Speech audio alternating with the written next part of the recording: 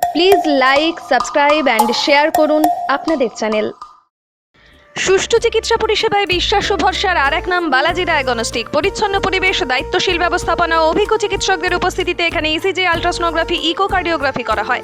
রক্ত, মলমূত্র সহ প্যাথোলজিক্যাল পরীক্ষার ব্যবস্থাও রয়েছে। পরিবারের সুচিকিৎসার জন্য অবশ্যই আসুন বালাজি ডায়াগনস্টিকে, ভাতার বাজার সৎসঙ্গ আশ্রমের সন্নিকট, পূর্ব বর্ধমান। আমাদের আরও একটি শাখা হসপিটাল রোড, কাঁটার সমবায় সমিতি মার্কেট, সোদখালি, ভাতার, পূর্ব বর্ধমান।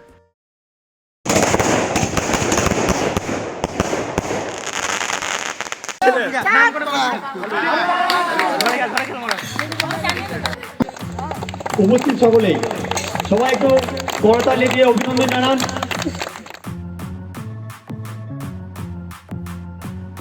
এক রাত্রিব্যাপী একটি শ্যাডো ক্রিকেট প্রতিযোগিতার আয়োজন করে বলগোনা স্পোর্টিং ক্লাব।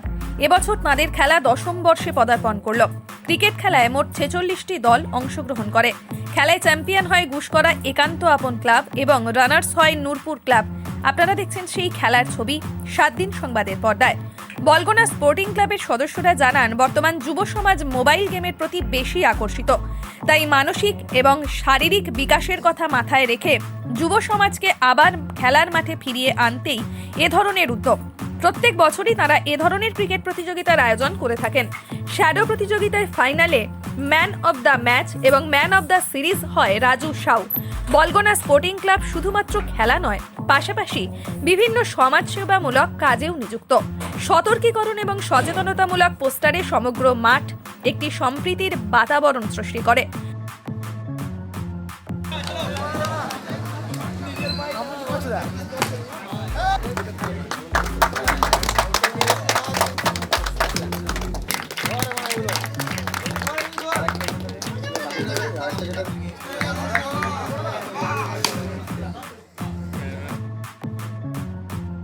উপস্থিত ছিলেন ভাতারের প্রাক্তন বিধায়ক বনমালী হাজরা, বলগোনা গ্রাম পঞ্চায়েতের প্রধান শেখ আমজাদ আলী, নিত্যানন্দপুর গ্রাম পঞ্চায়েতের প্রধান কাকলি সামন্ত, উপপ্রধান জুলফিকার আলী, স্পোর্টিং ক্লাবের একনিষ্ঠ কর্মী নূর আলম, সমাজসেবী সঞ্জিত দত্ত, শেখ মিলন সহ উৎসাহী অগণিত ক্রিকেট প্রেমী দর্শক।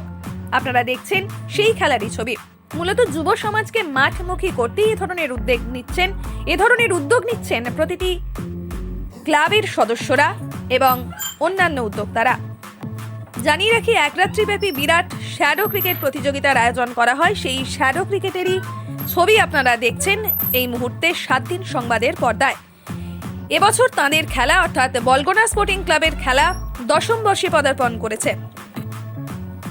46টি দল অংশগ্রহণ করেছে এবারের খেলায় এবং চ্যাম্পিয়ন হয় গুসকরা একান্ত আপন ক্লাব আর রানার্স হয় নূরপুর ক্লাব। খেলা ছিল টানটান এবং অগণিত দর্শক তারা উপস্থিত ছিলেন মাঠে। আপনারা দেখছেন সেই ছবি 7 দিন সংবাদের পর্দায়।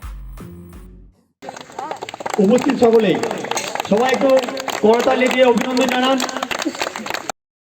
নৈশকালীন ক্রিকেট খেলা, এটা আমার এই বলগোনা ছাড়া আমি আর কোনো জায়গায় দেখলাম, অন্ততপক্ষে আমার চোখে পড়ে।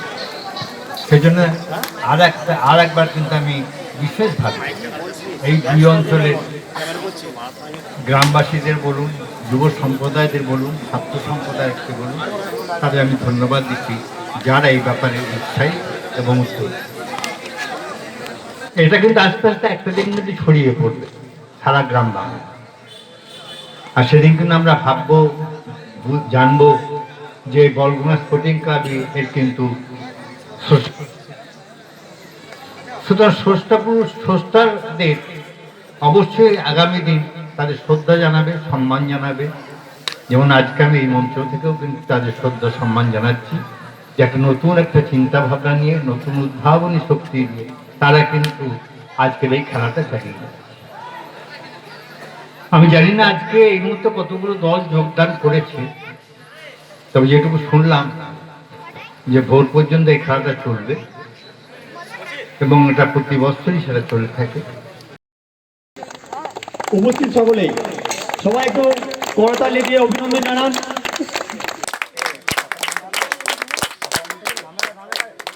6001 টাকা নগদ প্রদান করা হলো। করো জোরে একটি হাততালি দাও, করো জোরে একটি হাততালি দাও।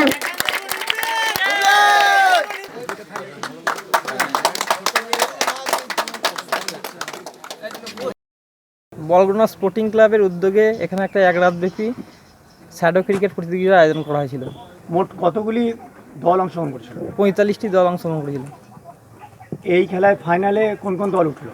এই খেলাতে ফাইনালে হচ্ছে তোমার বিজয়ী হয়েছে গুসকাড়া একান্ত আপন ক্লাব, আর হচ্ছে তোমার বিজিত হয়েছে নূরপুর ক্লাব। এই খেলা man of the match, man of the series কে হলেন? রাজু সাউ।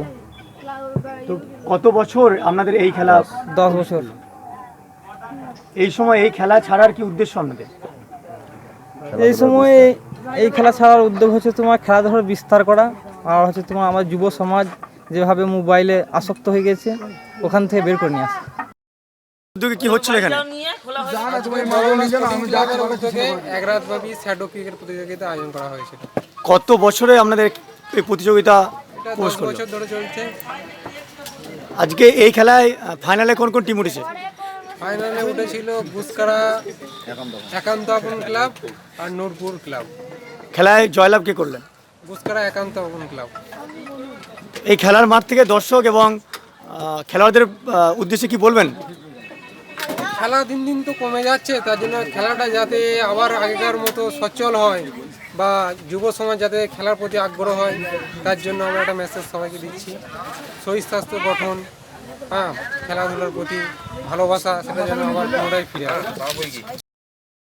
আজকে বলগুনা স্পোর্টিং ক্লাবের উদ্যোগে একটি এক রাত্রিব্যাপী ক্রিকেট প্রতিযোগিতার আয়োজন করা হয়েছিল। মোট কতগুলি দল এখানে অংশগ্রহণ করে? মোট 45টি দল এখানে অংশগ্রহণ করেছে। এই খেলার মাঠ থেকে দর্শকদের এবং খেলোয়াড়দের উদ্দেশ্যে কি বলবেন? এখান থেকে একটাই বার্তা আমরা দেবো যে সমস্ত যুব সমাজ যেন খেলাধুলায় অংশগ্রহণ করে এবং সমাজকে এগিয়ে নিয়ে যেতে সাহায্য করে, এবং মোবাইলের আসক্তি থেকে বের হয়ে তারা যেন দেশের কাজে এবং যুব সমাজের কাজে এগিয়ে আসে। এর পাশাপাশি আপনারা আর কি করেন? আমাদের বলগুনা স্পোর্টিং ক্লাব খেলাধুলার পাশাপাশি বিভিন্ন সমাজমূলক কাজ, যেমন রক্তদান শিবির, গ্রীষ্মকালে জলদান এবং বিভিন্ন বিপর্যয় পরিস্থিতিতে আমরা যথাসম্ভব সমাজে সাহায্য করতে চেষ্টা করি। এই করোনা প্রাককালে আপনারা কি করেছিলেন?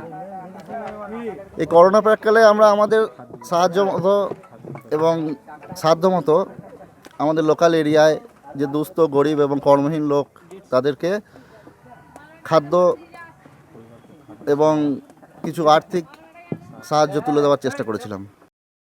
নিত্য নতুন প্রযুক্তি নিয়ে আন্তর্জাতিক মানের চিকিৎসা পরিষেবা এখন পূর্ব বর্ধমানের ভাতারে।